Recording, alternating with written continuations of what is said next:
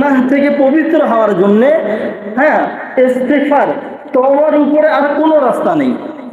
সে যদি বিরাট বড় গুনাহগার হয়, খোদার কসম, সে যদি খালেস, হ্যাঁ, আল্লাহর প্রতি তাওয়াক্কুল করে নিজেকে যদি তওবার দিকে সুপ্রদ করে দেয়, তো বলা হয়েছে সে যেমন তার মায়ের পেট থেকে নিষ্পাপ হয়ে দুনিয়ায় আসে, তো আল্লাহ তাকে তওবা করার কারণে ওরকম নিষ্পাপ বানিয়ে মসজিদ থেকে বার করে দেবে।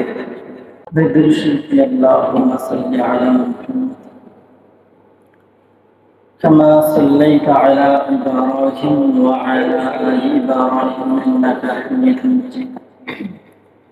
اللهم بارك على محمد كما باركت على إبراهيم وعلى آل إبراهيم إنك حميد مجيد. الحمد لله كفى وسلام على عباده الذين اصطفى أما بعد. وقال الله تعالى في كلامه المجيد وفي فرقانه الحميد.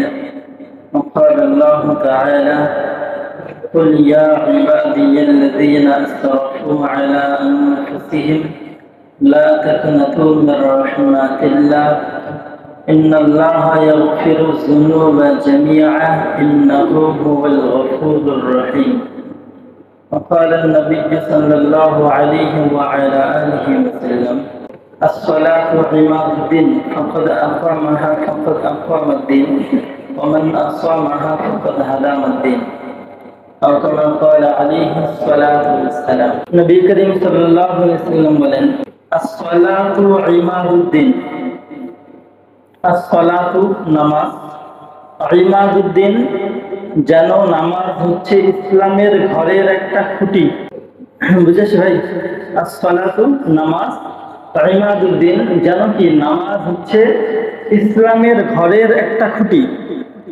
ফাকাদ আকামাহা ফাকাদ আকামাদ্দিন, যে নামাজকে কায়েম করলো সে ইসলামকে প্রতিষ্ঠা করলো। যে নামাজকে প্রতিষ্ঠা করলো সে যেন কি ইসলামকে প্রতিষ্ঠা করলো।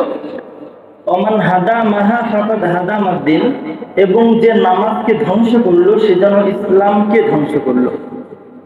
এটা আমার কথা না, বিশ্বনবী মুহাম্মদ সাল্লাল্লাহু আলাইহি ওয়াসাল্লামের কথা। বলা হয়েছে যে as-salatu imaduddin, নামাজ হচ্ছে কি ইসলাম ঘরের একটা খুঁটি।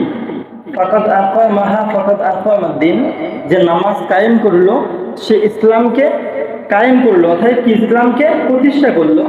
ওমান হাদা মাহা ফাকাদ হাদামাদ্দিন, এবং যে নামাজকে ধ্বংস করলো সে যেন ইসলামকে ধ্বংস করলো। এবার একটু চিন্তা করে দেখি যে কথাটা কোন জায়গায় গিয়ে যাইতেছে, কথাটার ওয়েট বা কথাটার অবস্থাটা কিরকম হতে পারে। হ্যাঁ, যে নামাজকে ধ্বংস করে সে যেন ইসলামকে ধ্বংস করে।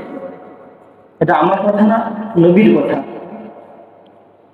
আল্লাহ পাক রব্বুল আলামিন তার পবিত্র কালামুল্লাহ শরীফে বলেন যে বান্দাকে তিনি কতটা মুহাব্বত করেন, যার কারণে বলেন কুল, হে নবী আপনি আমার বান্দা বান্দিকে জানিয়ে দেন, ইয়া ইবাদি, ও আমার বান্দা ও আমার বান্দি, আসরাফু আলা আনফুসিহিম, তোমরা যারা নিজেদের উপরে কি জুলুম করেছো, লা তাকনাতু মির রাহমাতিল্লাহ, তোমরা কখনো এরকম চিন্তা ফিকির নিয়ে আসবে না যে আমার জীবনে আমি এতটা গুনাহ করেছি যে আল্লাহ আমাকে আর কি মাফ করবে না।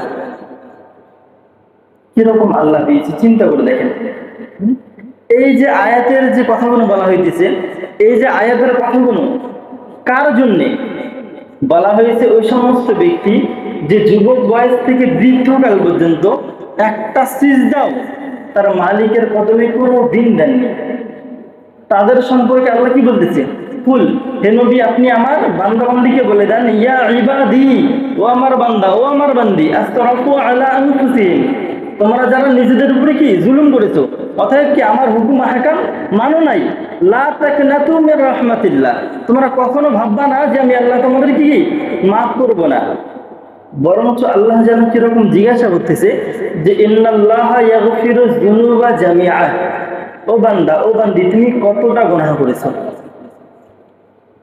চিন্তা করে দেখি। বরঞ্চ আল্লাহ যেন ওই সমস্ত বান্দা বান্দিকে জিজ্ঞাসা করতেছে যে ইন্নাল্লাহা ইয়াগফিরু যুনুবা জামিআ, তোমার জীবনে তুমি কতটুকু গুনাহ করেছো। কারণ কোনো মানুষের দ্বারাই এটা সম্ভব না সে এতটা গুনাহ করবে যে গুনাহ আল্লাহ মাফ করতে পারবে না। বুঝেছে ভাই? কোনো মানুষের দ্বারাই সম্ভব না এটা। আর গুনাহ থেকে পবিত্র হওয়ার জন্য ইস্তিগফার, তওবার উপরে আর কোনো রাস্তা নেই।